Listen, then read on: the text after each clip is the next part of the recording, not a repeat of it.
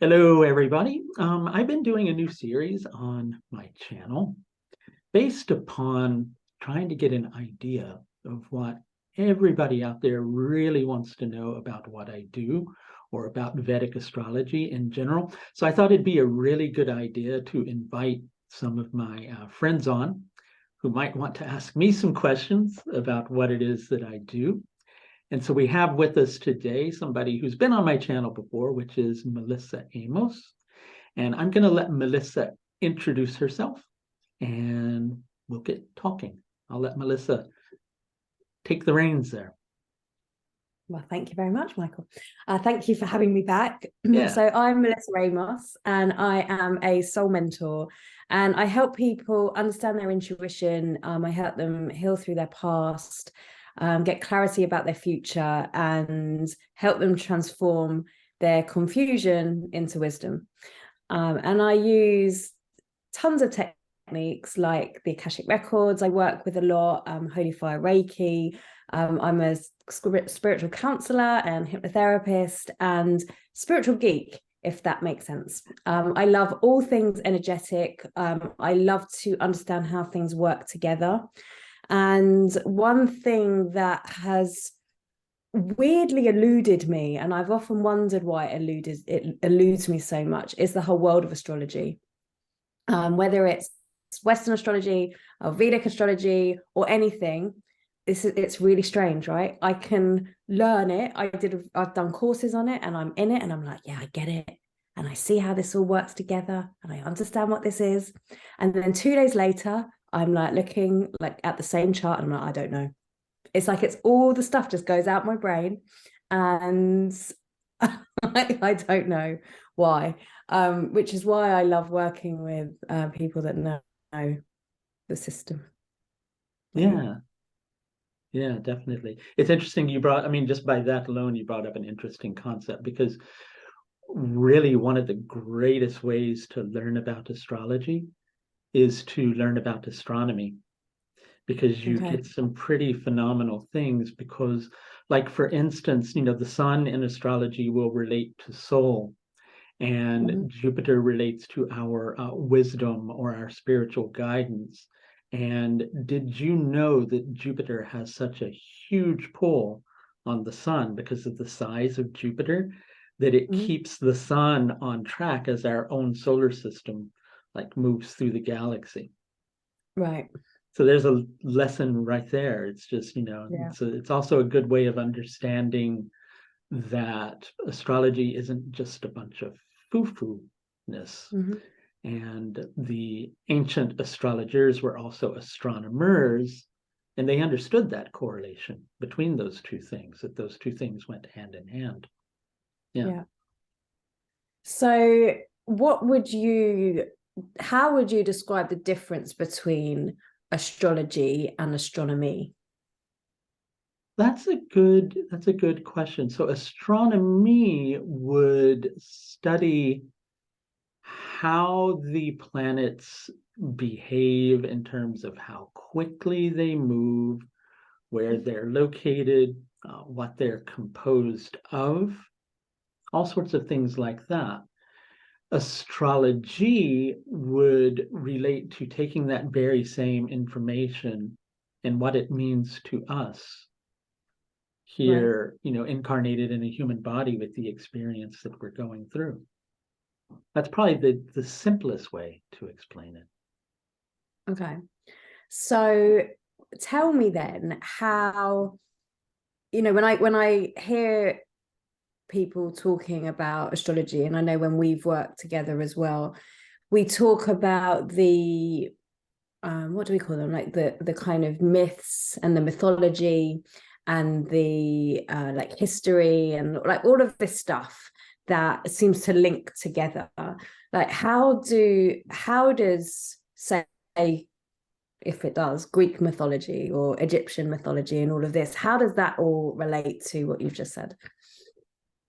So how does that relate to what I just said? Well, I think that with any mythology at all, and it's interesting because when you talk about the concept of mythology, and you're talking about it from a perspective to people who might be practicing the religion, it becomes a different concept, because to a lot of them it's not mythology, it's religion, and it's a way of understanding existence. And I've actually run into that in my work before, where I've spoken, and I've used the concept of Vedic mythology, and I actually Mhm. offended someone.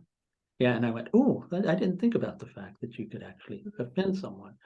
But I think that the ancients were looking for a way to understand their existence and to relate to their experience. And in observing things and looking up at the night sky, I mean, it's like in looking up at the night sky, who couldn't help but be in wonder, especially in times where there were thousands, millions of dots of light, like dotting the sky, rather than street lights and Yeah. huge things glowing and blocking it all out. And you couldn't help but be in wonder at it. And over time, they would begin to note the movement of certain things against the stars. I think that, it began to become a thing of observing what was going on in one's life at that particular time, along with that particular movement over thousands of years, coming up with stories and ways of understanding things. If you take the concept of monuments like Stonehenge and things like that, which I always kind of laugh when you hear people talking about ancient, megalithic structures, and going, how did they know how to set this up so that it was aligned with the planets? Well, they just waited and built it over time, and Yeah. they weren't in a rush to slap something up and and do things Yeah. that way. But back to the concept of mythology, it became a direct correlation between the things. And actually, in Vedic astrology, the planets are actually deities. They're actually correlated to specific deities, like the sun can be connected to Rama, etc. But the sun in itself is also a deity, as is the moon, as is Saturn. They're considered actual deities. And so within their culture, and not even just within astrology, they do worships to the actual planets themselves. And so Mhm. there's a direct correlation with that. And I always use that particular concept as a launching platform to explain how astrology works. Because one of the things I always used to get frustrated with early on is how people would ask astrologers, how does astrology work? And the astrologer would always go, well, I don't know, it just does. And I went, no, Right. you need a better explanation than that. And Mhm. interestingly enough, there's something written in the ancient text that explains that, pretty clearly, albeit in metaphysical terms, which is the planets are related to particular deities, like sun's connected to Rama, moon's connected to Krishna, and in their texts, it's all connected to deities that were considered incarnations of Vishnu. And Vishnu is the aspect of God that permeates all things. Okay. So already you have the planets as representing things that permeate all of creation. And then you have the signs, which are considered the unconscious body parts of Vishnu as time personified. Okay. And interestingly enough, when you're dealing with the planets and they're connected to deities, we also have what are called the lunar mansions or nakshatras in Vedic astrology. They're connected to deities as well. But when you get to the signs, they're connected to living beings. And that's because the signs represent the play of our incarnation. And the nakshatras or the lunar mansions act as messengers from the planets. And the planets themselves are aspects of God, which, if a person's looking at it from more of a spiritualist perspective rather than a religious perspective, they're archetypes that exist within us, because within every being, is God. So these are just something that we're all a part of, and they're a part of us. And Mhm. so, that can go into a whole other thing, but I'll pause there and see if you had a follow-up on that. Okay, so the planets are those literal, like the literal planets, right? And they represent a deity which has, Yeah. as far as we know, a personality or a mission or something that they represent. And so then there's the lunar houses, you said, right? The lunar mansions, they're called the The lunar nakshatras, mountains. is the actual Sanskrit term for them. And you said they're the ones that represent the living beings here on Earth. No, All right. those are the signs. Signs represent, Oh, the because signs do. the signs Okay. give rise to houses, right? And so since houses represent things like our relationships or Yeah. our career, etc., then the Right. signs are the field which take the energy of that planet and condense it to impact a certain area of our life. So we work through our karma. Okay. So a planet can be in a different sign. Yeah. And depending where the planet is in that sign, that personality or that deity is now influencing or governing maybe that aspect of your living life. Exactly. And here's another thing to think about it too. Here's the framework of existence of us being here on Earth. Mm-hmm. Now, a lot of times when people criticize astrology, they'll go, well, there's no Earth in astrology. It's like your birth chart is actually Earth. That's Earth, right? Yeah. Yeah. So, the planets will actually influence certain areas of our life, causing us to behave in a certain way. So the signs represent more of the living beings because we're living beings. And with the nakshatras or the lunar mansions, they're deeply related to the moon. And the moon in astrology is our sensory mind. It's how we perceive things. It's called manas, or the sensory mind, or our consciousness. And the moon's job is to reflect the light of the sun, which is the soul. So that's what the moon does. Only it waxes and wanes in its capacity to do that, much like our consciousness does. We wax and we wane in our capacity to reflect the light of our soul.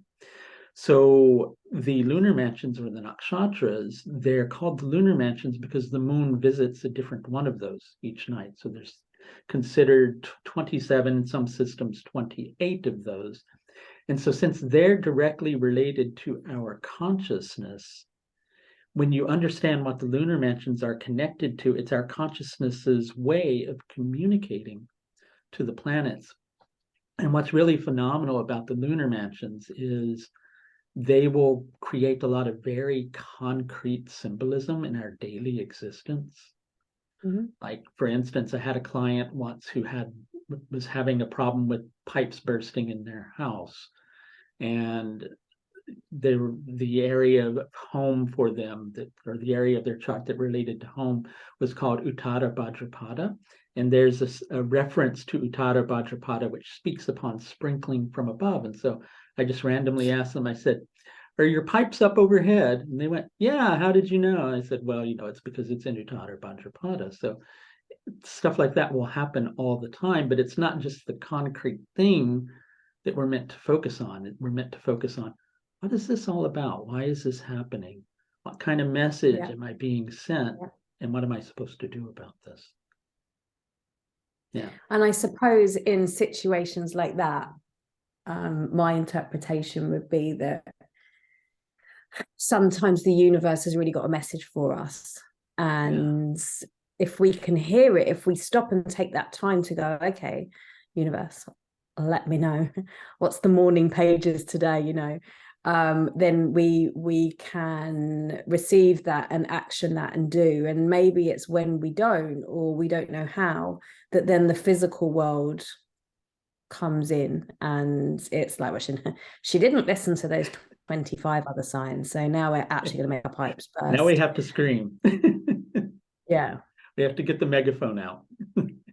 Yeah. And we can't ignore that anymore. Yeah. And that fascinates me, that there is this constant communication between us and our earth, but Yeah. also against the wider universe. Like, we're Yeah. not separate. And when things like that happen, I think it really helps us understand this tapestry that we live in and that we're part of. Yeah. And that can be both like really humbling, but also like it can be quite daunting, that you're like, whoa, does this mean the universe has a plan for me? Does this mean that my fate is, that I have to go through this and this, otherwise I'm not going to, ascend, or I'm going to end up in some fiery pit somewhere, or I'm going to fail this incarnation and be trapped on this this cycle forever and ever and ever. So I wonder how your experience and your beliefs around fate and plans, and how astrology, like, does Ties astrology in have a with it. plan? Yeah. Well, in answering that, I want to go into another thing that you were saying there too, where you were talking about getting messages and things like that. There's a specific nakshatra. The moon was full in this nakshatra recently, although some people will argue it was the one before that. And it's called Magha nakshatra. And Magha, every nakshatra has a deity related to it, or a group of deities. And with Magha, it's the Patara. And the Patara are the ancestral deities. And what they are is they're the ancestors, but they act like guardian angels, where they'll send messages to us through signs and symbols. And there's a reason they do it in signs and symbols rather than going, hey, can you please go take this step, or please go do this? And that's because Magha Nakshatra represents the first of what are called the Tamasic Nakshatras. And with the Tamasic means like, well, the literal translation is darkness, but the concept is of being encased in a form, right? Mm-hmm. So Magha is the first where we're encased in a form. It's like the soul coming into a body. And I always use the experience of my son being born to kind of explain this, which is when he was born, he looked around him and he like rolled his eyes and he started crying, almost like he was like, oh God, here we go again. We all did that. Exactly.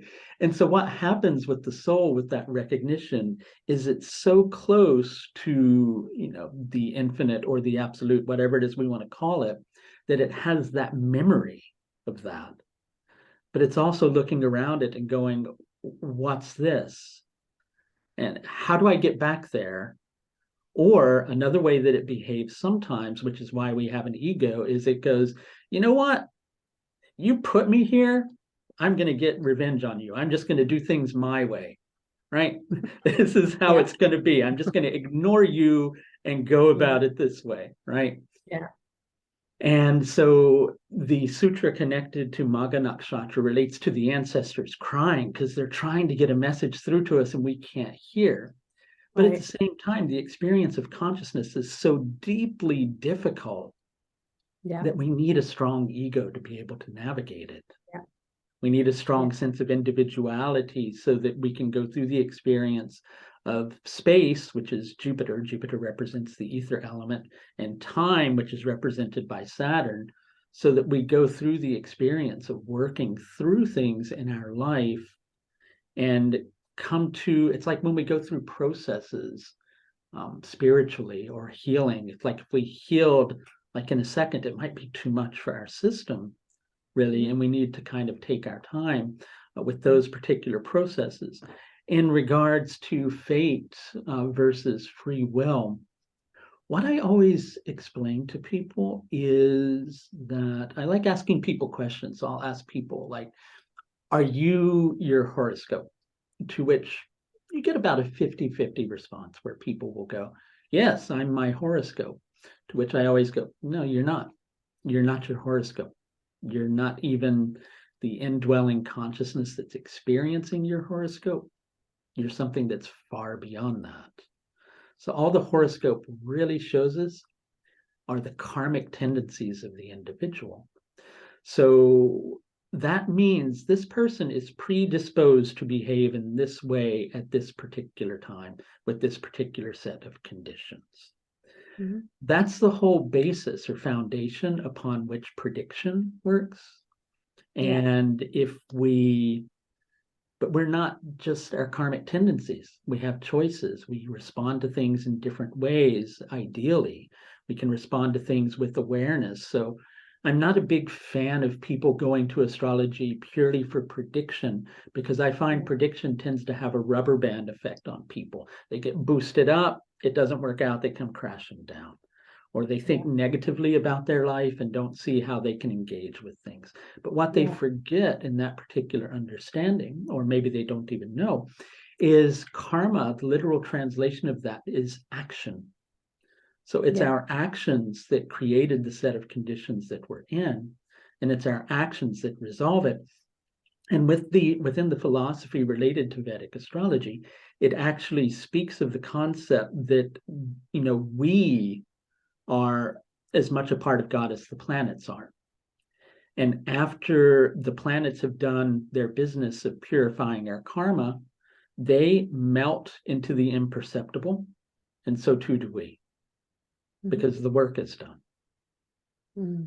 So on a certain level, the whole concept of fate and free will, I'm a strong believer that if everything is God and God is omnipresent, then God's within our will too, and free will is actually God's will, and there's no separation between the two other than an illusion that gets created by our mind while we're going through this experience of consciousness. So what I've noted with astrology is when you're looking at things from a particular period that a person's in, the karmic patterns will play out, but we get to choose how we respond to those karmic patterns. Like I always use the analogy of somebody who wanted to get divorced, and divorce was, shown as a potential in their horoscope at the time we were looking at.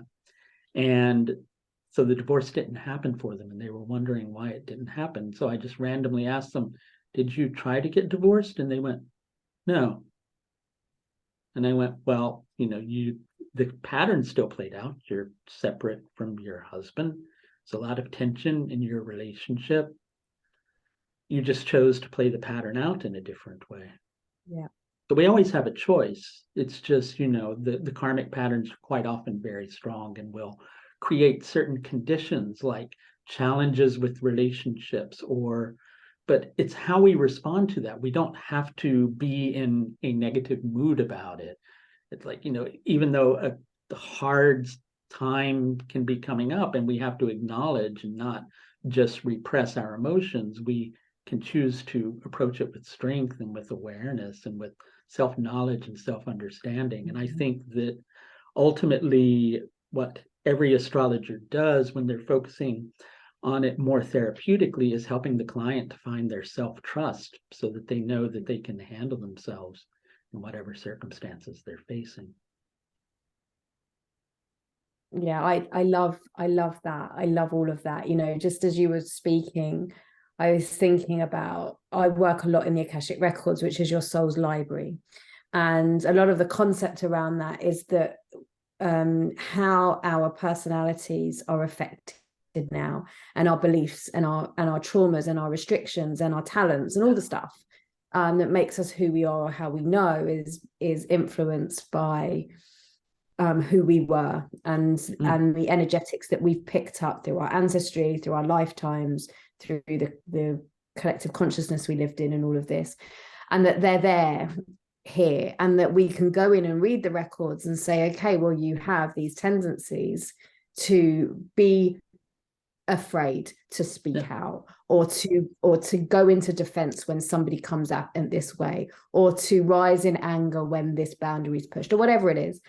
And I'm just, as you're speaking, I love knowing how these concepts fit together. Yeah. And it seems that the astrology is giving you this map of maybe the basis of the Akashic Records and how they're all made up. And then we were born at this point, at this time, in this space, which just happens to be now we're given this blueprint of, okay, well, these are the tendencies that we've picked up. these are the potentials to help us move through that. I think that's what you're saying with this therapeutic. Oh, yeah. That yes, there's something in here which might say divorce, Mm-hmm. but it doesn't mean divorce. It just means that your tendencies are going to come out, and one of the 6 variations or whatever is that might play out is this. But if you go back and go, okay, well, I know that my tendency is to be defensive and to push away anyone else's opinion, and I know that to be true about me. What if I use that information to become conscious of that and go, okay, maybe I won't do that this time? Yeah, and that's a really powerful thing. And that's a lot of the foundation of how I like to work with people now. And because the lunar mansions or the nakshatras, more so to me, are a huge cornerstone of my practice. A lot of people in Vedic astrology don't really focus as heavily on the lunar mansions, but their symbolism is so profound. And since it's always present within the situation, if you look for it closely enough, what I've come to learn is if those nakshatras are bringing messages to you as an individual symbolically for you to pick up on, you can work with that very same symbolism in reverse in order to connect to the planet. So for instance, for me, a key theme is what's called Mrigashira nakshatra. And Mrigashira nakshatra relates to the concept of within all of creation is fulfillment, but our mind perceives it as being limited. So when it perceives it as being limited, it goes, well, I better take whatever I can of this and whatever I can of that and weave it together in order to make something better. So Mrigashira is a big nakshatra for me because it's where my self indicator is. And so one of the symbols for Mrigashira nakshatra is a deer. Another symbol is a fragrant flower. So I, will make a picture for myself that I take a look at, which is a picture of me with a flower. And actually a dear friend of mine, Guna, made a picture of this for me this week too, with, a picture of a deer and a picture of a flower. So I can connect to that symbolism. And it begins to place you in touch with the planet that's needing you as an individual to harmonize with it, so that it begins to relieve the more difficult layers of the karma that you're confronting. So you're just paying attention to it. And so in that instance I was telling you about with the person whose pipes had burst, I had connected with them and they were considering buying a new home or fixing the one that they were in. So I asked them what homes they had looked at. And they had mentioned that there was one that was a restaurant and the living space was above, but they didn't want to do that. And another one was right next to a river, which is another symbol of Uttara Bhadrapada Nakshatra. And so looking at that, I wasn't going to be so bold as to say the place by the river is the one you should take. But instead, what I said was, you need to go look at the one that's by the river, because something about doing that will help you to, make a conclusive decision. So they did. Yeah. And they decided they didn't want it and they just wanted to fix their pipes. So, Okay. And so it helps you. It helps you to get the message. Yeah. And so it's paying attention to the symbols, but also working with them in reverse can help you to begin to to rectify it. That's something I find Vedic astrology has that not a lot of other astrological systems do have, which are remedial recommendations. And that sometimes gets taken and abused because a lot of times gemstones become remedial recommendations by astrologers. And there are some astrologers who will also be gemologists. And then it becomes a huge conflict of interest in terms of coincidence. Yeah, exactly. Yeah. And I think that we are all looking for answers, and we're always, in the work I do, I get so many people. Am I on the right path? Yeah, always on the path. What can I do about this? And I know when we worked together, one of the things you said to me was, being by a river would just be something that's very therapeutic for you right now. And I have a river quite close to me. And even last week I was walking along the river, and having that knowledge and having that information of, it was, you know, really just a comment at the end of, oh, I think it was even after our session when you sent me that, while I was there, and I felt drawn to be there. Like there was something in me that was like, go and be there. And so that message maybe could have come anyway. Yeah. But having been given that information by you based on what we were working on while I was there, I could be like, okay, I'm going to take from this. Yeah. I suppose that's what you said about the limited and the fulfillment. But I'm going to allow myself to be fulfilled by what's there while I'm here, and be conscious and not just be, you know, in my head or whatever, and know that this connection here that I've now been guided to be is helping me not just to feel better in the moment, which it was, but maybe in all of this stuff that's been building up to me playing out some of these tendencies that I'm growing out of. Yeah, it's a really profound thing. And I remember after our session that time, seeing a picture of you by the river, and I was going, oh, she's visiting a river. That's great. It's excellent, you know. And it is very much like that. You know, here's another way of understanding it. I used to work years ago at a metaphysical bookstore, and one day outside the store there were all these like old books that somebody who worked before me had put out to the curb. And so I actually went through and I looked through them, and I found this one book, and I started kind of reading it. And there was something really profound in that book about our experience of consciousness from a scientific perspective, which it was relating to the concept of, with our sight, we see things because light is refracting off of an object and refracting the obstruction to that light back to our eyes and back to our senses. And with spiritual awareness, it's really one and the same. What's happening is our consciousness is encountering an obstruction to us realizing the wholeness of who we are, and it's getting reflected back to us for the sake of our looking at it and working through it. So all those symbolic messages that we get in our day-to-day life, they're really exceptionally powerful. And we always have like this. This morning I had an experience with your Facebook page where last night I had a dream about a serpent in it, and then, like, you know, I wake up this morning and suddenly you've got like this post on your page like about the serpent, and it was just exceptionally profound.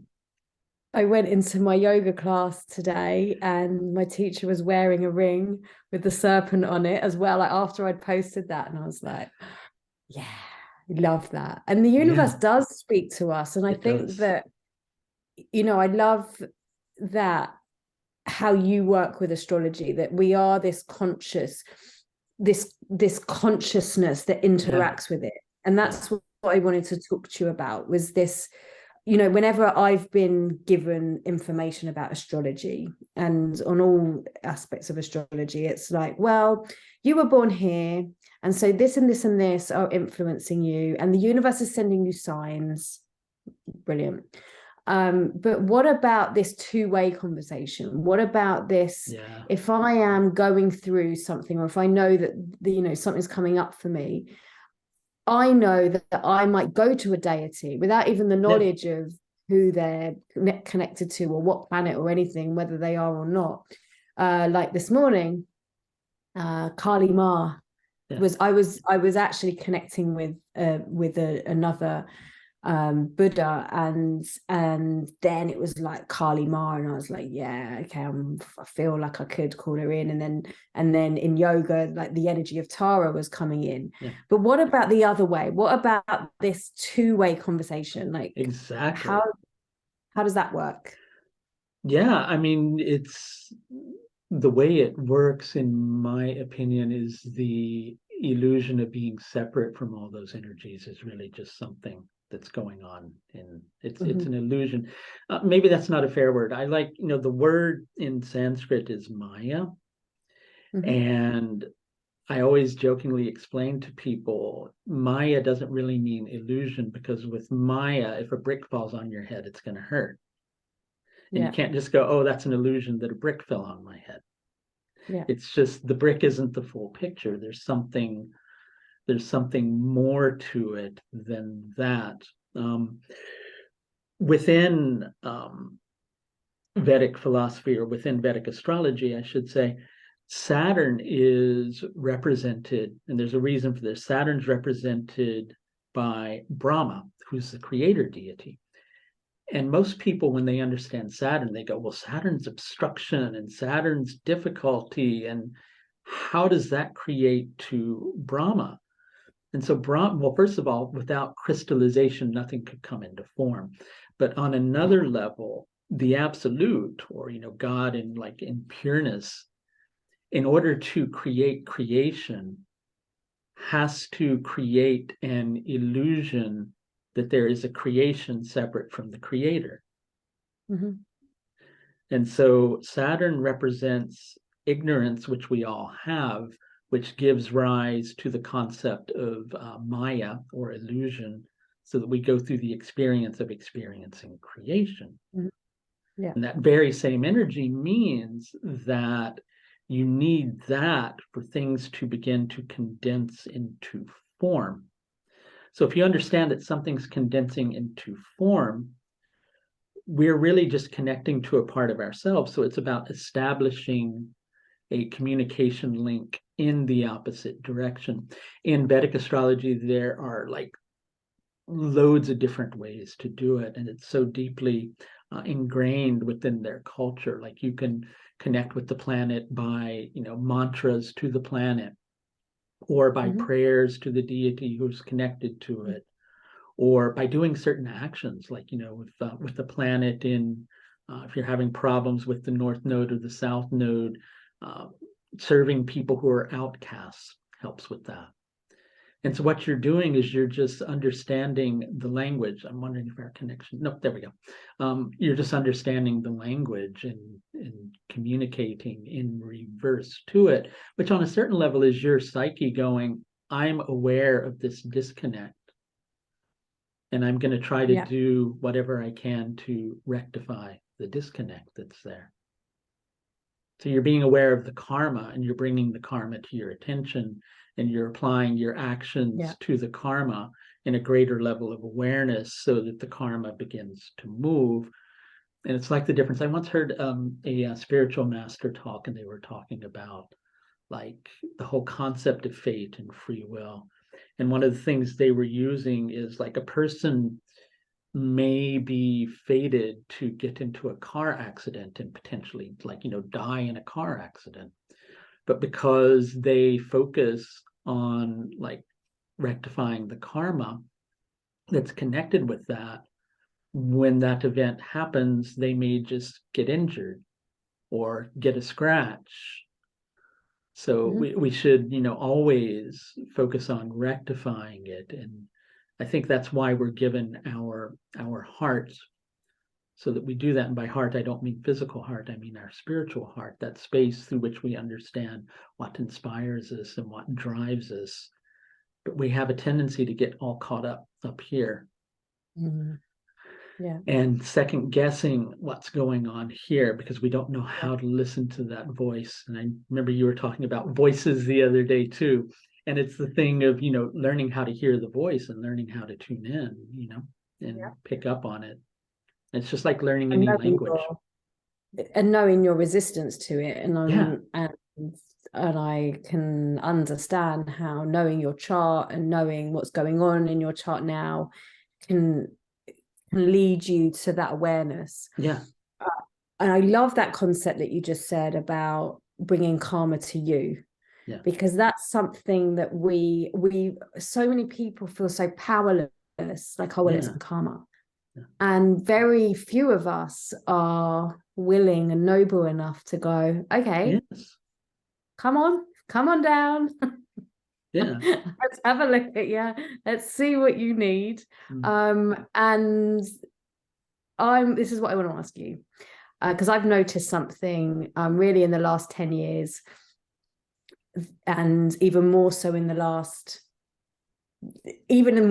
few months, really, but you could even say in the last couple of years, that karma has always been understood as this thing that, you know, we have to move through, or that, you know, is keeping us in some loop, right? And it influences our behavior, and we're kind of a victim to karma, yeah, if you like. Yeah. But it seems to me now, and the information that I've been getting through the work that I do, is that that's changing, and that karma actually now is coming up in these waves, not so that we are learning the lessons and doing it, but so that we're moving through them and then closing that karmic loop and then moving up into the next thing. Exactly.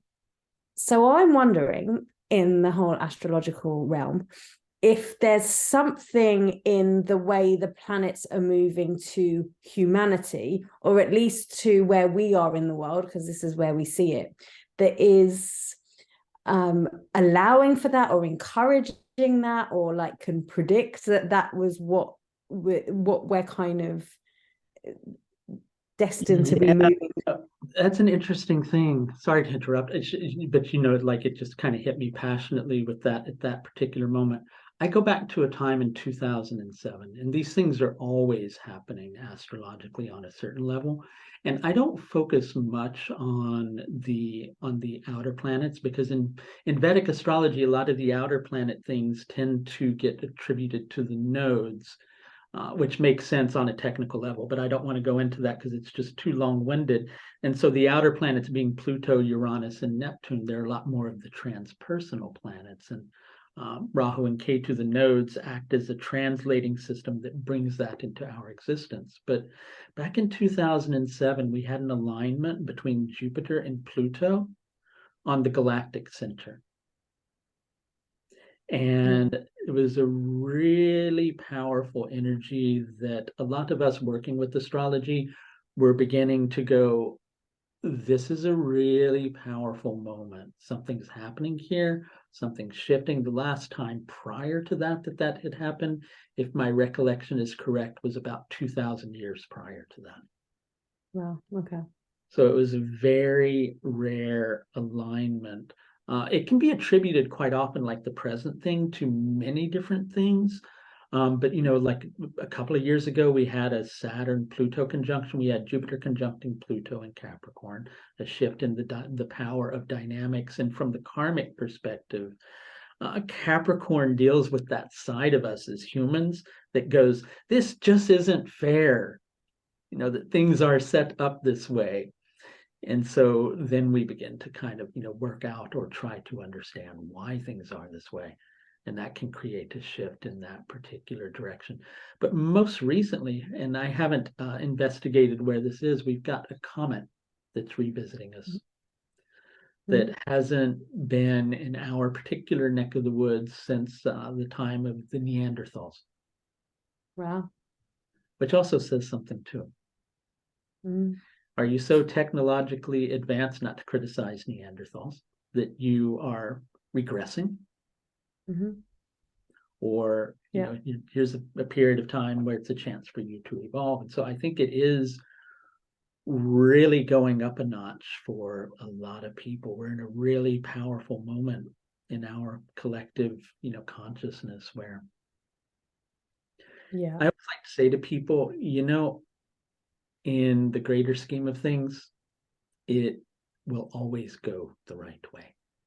Yeah. You know? And I think the more and more people that are aware and that are, you know, who don't feel victim to what's going on. You know, we hear all of this, oh, well, this is going to happen and the world's going this way, and blah, blah, blah. And, you know, and you hear these from spiritual channels or from astrologists or from, you know, whatever. And you think, okay, well, maybe this information is coming through so that it doesn't have to happen. Yeah. And whether that's through a reading, and I love that's how you work, and I think that's why you and I connect, is that it is this, well, this is the potential of what could happen. And do you know what, if we're not sitting here having this reading together, then probably that's the way you're going to go, because if you always get what you've always, if you always do what you've always done, you always get what you've always got. And so this is like the form of prediction. But there's something just changing, and I think as the more people who are really going into their own system wisdom and really empowering themselves to understand it and to have that therapeutic aspect, then we can start to rise, and we can literally start to change, first of all, the collective consciousness field, which indeed, is our DNA even, I think, you know. Yeah. 100%. Yeah. 100%. You know, that post I wrote about the serpent earlier was inspired by the Munai Ki, which is a set of shamanic traditions and transmissions that come in, and this is all about changing our DNA and becoming the angelic and moving through our karma and changing our energy body so that we do begin to interact differently with the planets. Like you said, when we see an object, the object is an obstruction to the light, and then it's reflecting back at us. And so every time something comes into our field that feels like an obstruction, because, well, my karmic thing says this, and my planets say this, and my astrology says this, or my personality says this, or my experience says this, it's literally showing you the obstruction that is separating you, or giving you that illusion of separation from your light.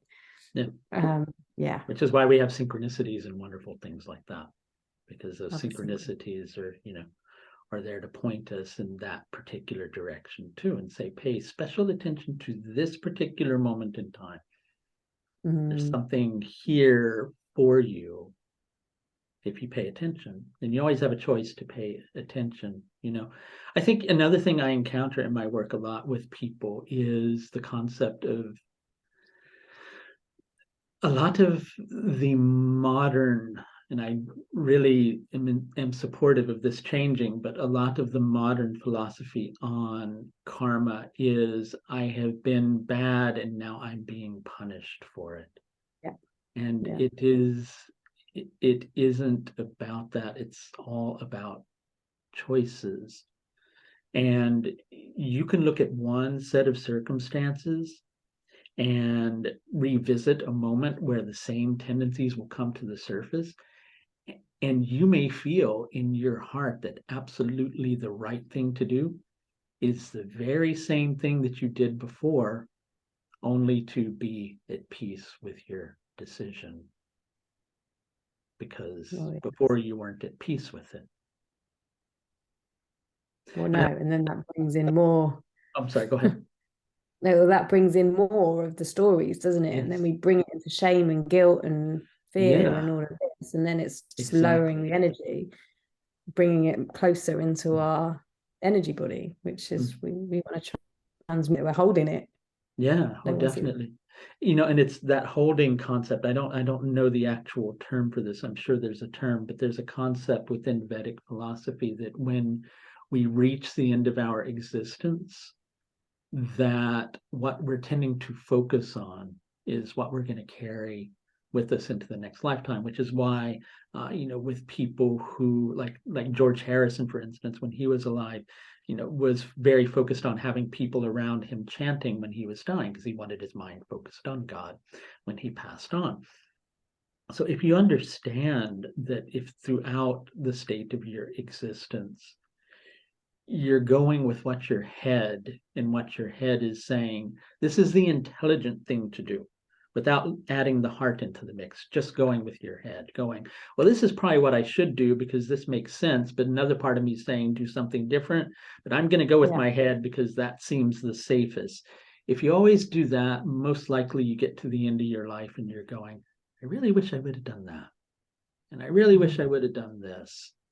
And so then when we pass on in that state, there's more karma for us to resolve. So, we need to come back and we need to work through it. But if you reach the end of your existence and you're going, most of my life I made decisions from the heart. Yeah, I may have had some really rough times, but I always stood by myself. I don't regret a single thing. Poof, it just all it burns away, because you're connecting with yourself. You're not disconnected with your true nature or the true state of who you are. You're focusing on maintaining that connection. So can you use somebody's chart to gain information about their past lives? You most certainly can. what I always tell people, and that's actually a cornerstone of my work. I work with two specific charts when I do this broadly. One is called the D60 chart, and one is called the D1, and it begins to reveal a karmic story for the person. But what I always explain to the person is there's no way for us to scientifically, physically confirm a past life because we can't just go back in a time machine, yep, and confirm it and go, yep, that was me. But we have those impressions in our mind and we have those memories. And so when we're looking at that, we're most likely not just getting one single lifetime. We're usually getting several lifetimes lumped together. And actually, when I do that work, it becomes this thing to me of when I'm going into it where I see quite often 5 or 6 different alternate realities of how that could play out all at the same time. And those are all probably very relevant, but the person's mind isn't going to parse that information in a way that it's going to serve them. So I can only focus on one of them. And that's determined by the moment that I'm talking to the person and what's coming up for them. And it just naturally comes out that way. And so time of the consultation plays into the event as much as the person's horoscope in terms of bringing all of those factors together. And I always like to explain to people that really we only ever have this moment. The whole concept of past and future is, past, the moment it's past, it's the present, and you're remembering it. And you can place yourself back in that moment, but you're doing it in the present. And you can invite in your future self, but you're doing that now. Right. And so now is the moment that makes all the difference in the world. And so focusing on what's on your plate at that particular moment and deciding whether you're going to eat it or not is best you can do. 100%. So let me ask you this last question. Yeah. Knowing all of this, and you clearly know and are passionate and understand all of this stuff, that probably when we finish this, I'll forget it all, because that's what happens. If somebody really wants to make the most out of knowing their astrology or working with their astrology, if somebody really wants to make the most out of that, like, and they could connect with you, like what's the best, what would you suggest? Well, marking that it can be slightly different for each person. Generally, what I do with people, and I have like a package that focuses on that. I call it the Empower package, like a 3 consultation package, where what I do is in that first session, I like doing the karmic analysis thing that I mentioned. Because what you'll find is, regardless of where the person's story is now in the present moment, that karmic story has a relevance. Yeah. And so it's about getting to the root of that. And that's probably the most important thing you can do, so that you understand why all the sub-threads are happening. Technically speaking, the nodal axis, Western astrology, we call it the South Node, and the North Node in Vedic astrology, we call it the Ketu and Rahu. All the planets are going to be interacting with pretty much one or the other of those. So what those planets do is they act as a filter for all the other planets in our horoscope and go, we're going to take all these energies and condense it and focus it into your nodal axis. So you focus on the thing you're most familiar with in terms of the karmic patterns, what you usually do, versus maybe you might want to experiment with this a little bit more this time. And so that's the most important thing for you to know, because everything else that the planets in your horoscope are doing are going to get focused in that direction anyway. Okay, so understanding the karmic thing first, and then what? Present moment the person's in, which in Vedic astrology is determined by a system of what we call dashas, or a simpler way to understand them is planetary periods. Like if a person's in Jupiter dasha, everything that Jupiter relates to in their horoscope is going to come to the surface. If they're in Jupiter Mars, things that Jupiter and Mars share a common agenda for are going to come to the surface. Things that they disagree with each other on are also going to come to the surface. And so those things then become relevant in context of the overall karmic story. And then you give the person holistic advice based on both of those things. So this is who we were and who we've, become. Who we're becoming, and who we're becoming too, And then the now is more based on this kind of more transient essence of astrology, where it's like, okay, well, this is your blueprint, but this is where you are on the map now. So these are the crossroads that are going to come up for you. And where do you want to go? Which direction do you want to go? Yeah. And my job, I always go here, let's figure out where you want to go and let's give you the guidance so you can move in that direction. I like to think of myself as having somewhat of a shamanic approach to astrology, where I don't want to do quite as much telling, but much more assisting the journey and taking the person along. Well, this all comes back into empowering the person, because that's what it's about. And there's plenty of people out there that would rather show you who you are and who you're gonna be and be right. Be right. Well, look at me, look how great I am, because I can tell you the ego. And like, to be fair, that's pretty impressive. And I don't discount that, because it is impressive, and it can show us how amazing these systems are. But we are in a way different wave now to what we were, and this is exactly what we're coming away from. We need an evolution. We need more people like you doing this work on something that has such a basis to it, that has such roots to it, and actually bring it into the modern day. So exactly for that. and people like you too. Why don't you tell people about what you do a little bit more? You kind of hinted on it at the beginning, but I dropped some nuggets. Well, I work with people to help them. We work very similarly, I think, in many ways. That for me, it's about helping people, but through a different modality. I help people understand who they are, and I help people understand who they were, and I help people understand, well, we become a culmination of the stories that we tell ourselves, but those stories that we tell ourselves aren't always true. And so we work together to begin to heal that, and to understand how we've embodied these things, and how that's shaped up in that, and then to really start to create this blueprint of, okay, well, how do we move forward? Where do you want to go? What is it that is aligned to you achieving? Because you could probably get it the same, oh, well, I should be blah blah blah, and it's like, is that even really what you want? So we really strip it all back, to help people understand that they are powerful beings, that they are absolutely filled with light, and even if they can't see it or they don't understand it, that's probably that thing that's making them uncomfortable now, because they're bored with being that vessel that was so hard.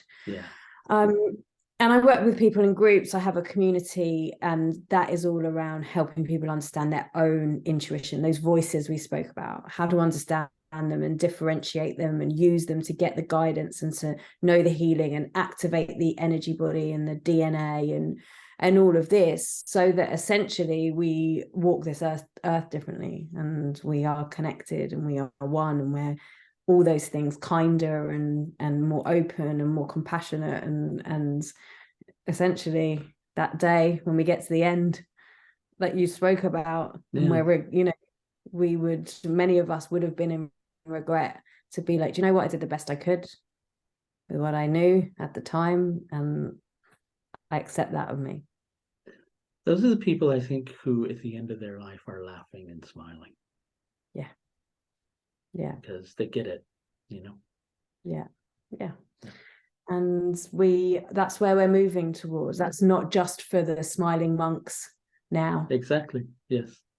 That's for the everyday person. We're just getting there, and I think it's just being open to that and allowing ourselves to come into this new paradigm of thinking and understanding the stories that we've been fed around our powerlessness. Which that serve the stories. So that's me. Notice I didn't say anything, so the video won't get deleted or deplatformed. Very diplomatic. Thank you so much for coming on today. I always have such a good time when you come on. Thank you. And I Thanks for always go having me. back and I listen to these videos and I go, wow, that was a really great talk. It was a really great talk. Well, thank you. Thanks for having me, and to everyone that was watching. Thank you. Thank you. And I'll put your details down below for people who want to contact you. Fabulous. Do you want to tell Thank them you. though? Do you want to give them your website address? Yes, you can find me on Facebook. I am on YouTube at Melissa Amos. Facebook, you'll find me as Melissa Sagir Amos. And if you go onto my website, melissa-amos.com/superpower, I'm running a free 5-day experience in a couple of weeks. And I'd love to invite you to help you understand how to hear those voices and awaken that superpower within you. Highly recommended. Thank you. I'll talk to everybody next time. Bye now, everybody.